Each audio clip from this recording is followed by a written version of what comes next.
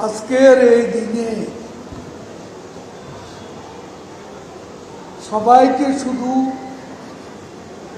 একটা বিষয় স্মরণ করতে বলি, সেটা হচ্ছে 15 বছর ধরে আমাদের নেত্রী শেখ হাসিনা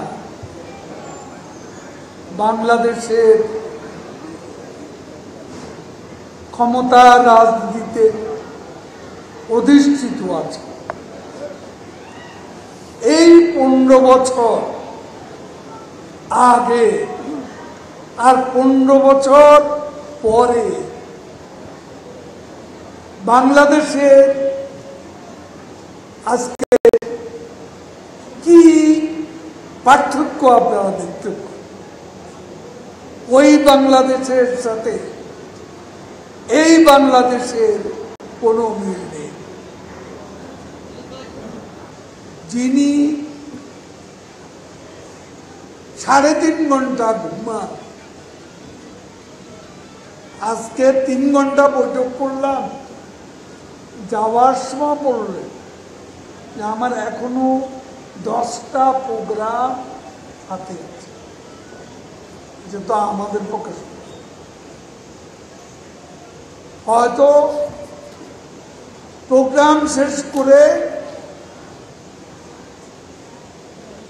গণভবনে নিজের বাসভবনে সেখানে হয়তো উঠছেন, তখন সন্ধ্যা হচ্ছে। দুপুরের খাবার সন্ধ্যার পর খাচ্ছে।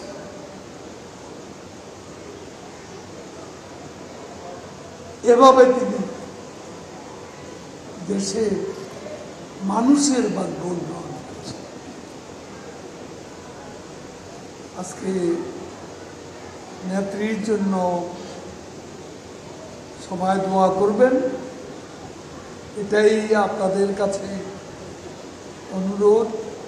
আর আমাদের উপকমিটি সামান্য আয়োজন করেছে, সেখানে আমরা এখানে কিছু খাদ্য সামগ্রী বিতরণ করব। আরও কয়েক জায়গা হচ্ছে,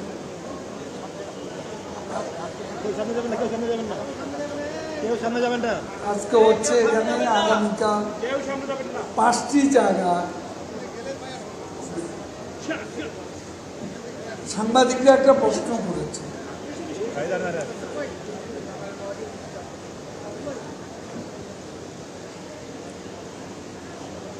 আপনারা যে প্রশ্ন করেছে,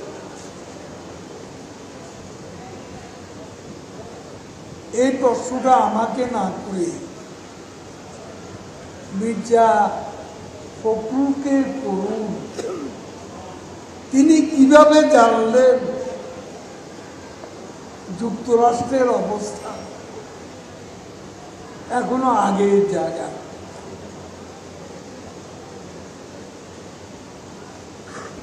ডোনাল্ড লু, যিনি সহকারী পররাষ্ট্র,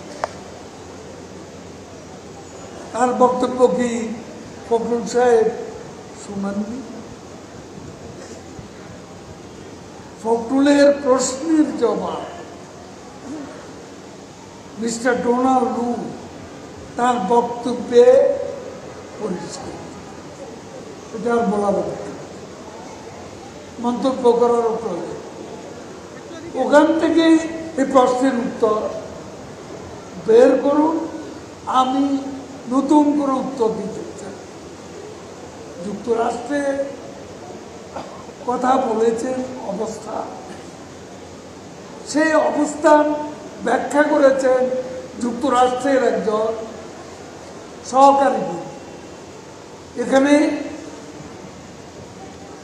তিনি যে কথা বলেছেন, এরপরে ফখরুল সাহেবের যে বক্তব্য, এই বক্তব্যের কোনো মূল্য